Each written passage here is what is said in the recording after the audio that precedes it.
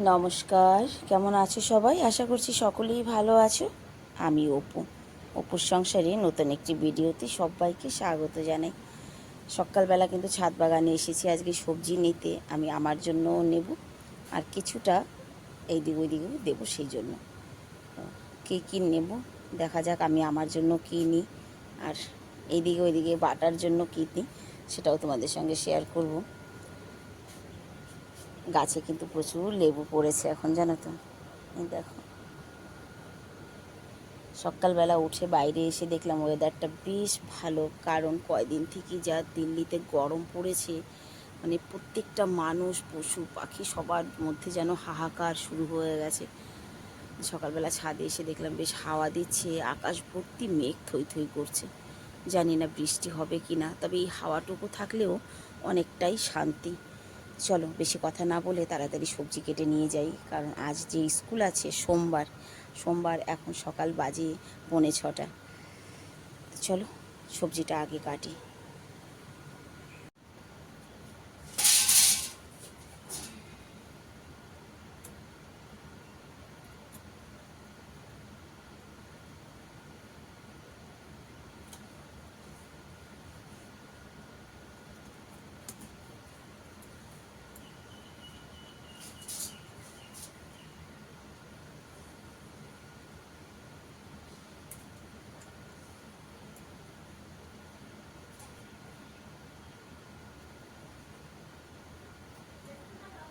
দেবো, দাঁড়াও।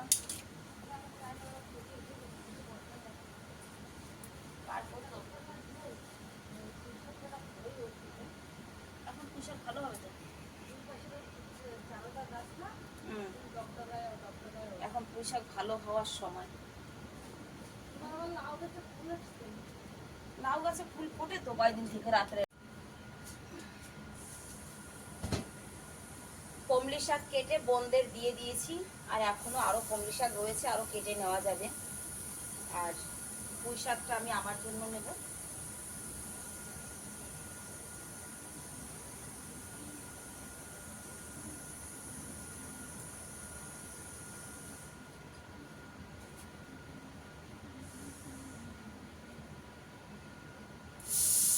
কোথা থেকে যে কাটি বুঝতে পারছি না।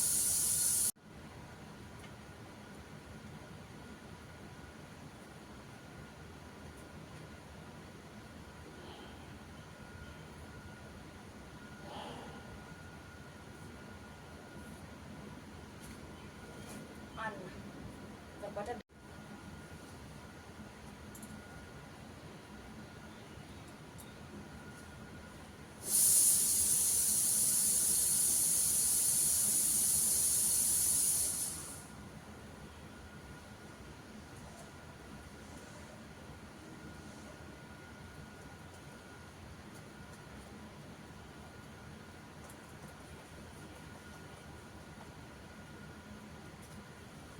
ডাটাগুলো আমার জন্য নয়, ডাটাগুলো একটা দাদা ভাইকে পাঠাবো, সেই জন্য আমি শুধু আজকে পুঁই শাকটাই রান্না করবো, আর বাকি সব শাক বোনকে দিয়েছি, ডাটাটা অন্য একটা দাদা ভাইকে পাঠাবো। আমাদের জন্য নেব আমি শুধু পুঁই শাক।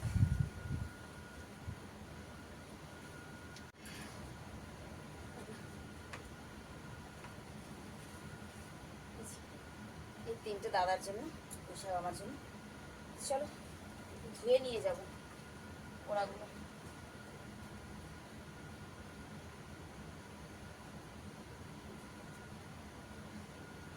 বৃষ্টি বোধহয় হবে না কি জানি না।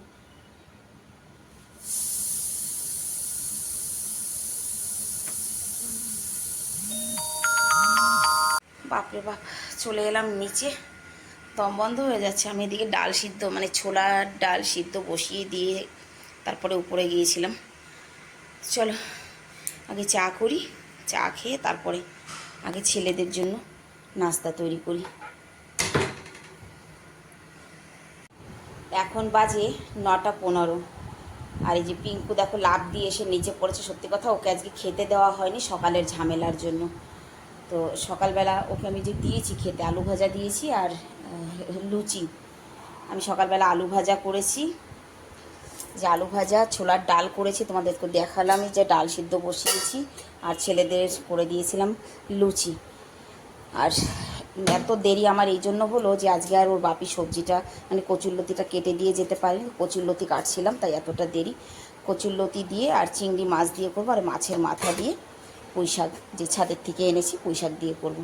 তো চলো আমি ঝটপট এবার রান্নাটা বসাই, অনেক দেরি হয়ে গেছে। তার মাঝখানে একটা কথা বলি যে আজকে দিদি আসবে না, তো আমি ধীরে সুস্থেই কাজ করছি। তার কারণ বৃষ্টি হয়েছে জানো তো, অনেক অপেক্ষার পর দিল্লিবাসী একটু বৃষ্টির জলের ছুটা পেয়েছে। তবে এখন বন্ধ আছে, প্রচুর মেঘ আছে আকাশে। পিঙ্কু খাবার খাক আর আমি রান্নার ব্যবস্থাটা করি। তো চলো ঝটপট রান্নার ব্যবস্থা করে ফেলি। মাছ ভাজাটা বসাবো, আর এইদিকে দেখো দরজায় দেখো কি, তুমি নন্দী না মাতা? নাও যাও, এবার যাও, এবার যাও, আমার কাজ আছে, প্রচুর কাজ আছে আজকে আমার। যাও যাও যাও। মাছ ভাজাটা বসিয়ে দিই, অল্প কয়টা চিংড়ি মাছ আছে, চিংড়ি মাছ দিয়ে কচুরলতি করব, আর মাছ দিয়ে মাছের মাথা দিয়ে পুঁই শাক করবো। ছেলেদের জন্য আলু ভাজা, ডাল তো হয়েই গেছে। আজকে কচুরলতিটা একটু অন্যরকম করে করবো, মানে পেঁয়াজ রসুন টসুন কিছু দেবো না, অন্যভাবে করবো। এই যে বললাম যে কচুরলতিটা একটু আলাদা করে করব। কচুরলতি দিয়েছি, এর মধ্যে চিংড়ি মাছটা একটুখানি ভেজে দিয়েছি, মানে তেল সাতলানো করে দিয়েছি। আর হচ্ছে গিয়ে লঙ্কার গুঁড়ো, হলুদ, নুন, কাঁচা তেল, একটুখানি ধনে জিরে পাউডার, আর এখানে আমি বেটে নিয়েছি কয়েকটা গোলমরিচ আর একটুখানি সর্ষে। ব্যাস এটা ভালো করে এর সঙ্গে মেখে ভাপে বসিয়ে দেব। সর্ষে বাটা দিয়ে কিন্তু আমি কম করি।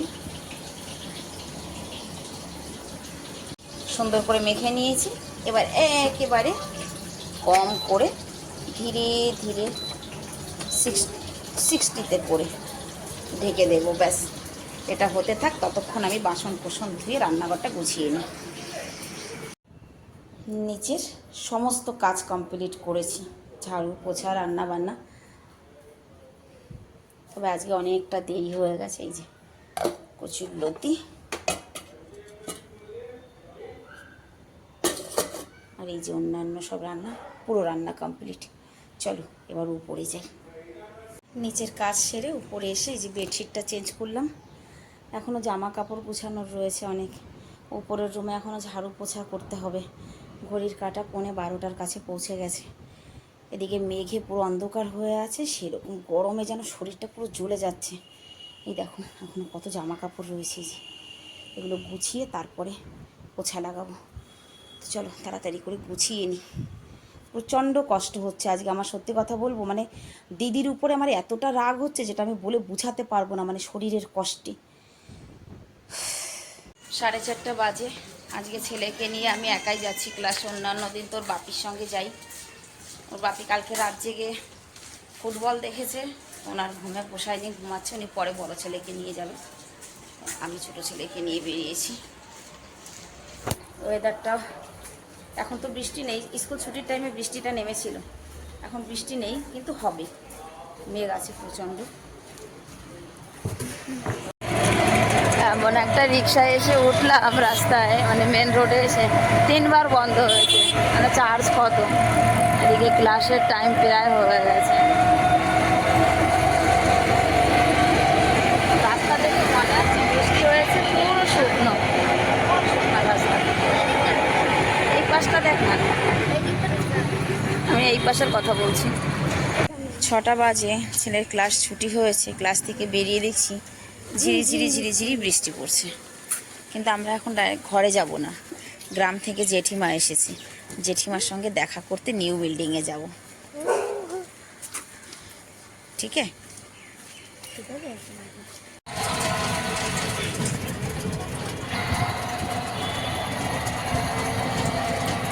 বৃষ্টি হচ্ছে, বুকটা গরমটা এখনো হবে তাই না, একটু রিল্যাক্স আছে বাইরে।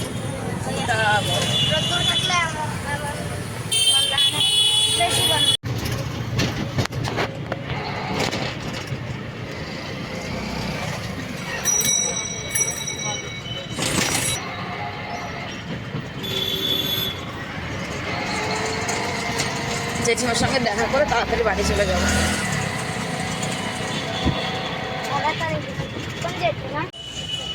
চলে আসছি আমরা 14 মঞ্জিলে। কোথায় জেঠিমা কোথায়? ফোন করলাম তো। আয় দেখি, দাঁড়াই এখানে অপেক্ষা করি।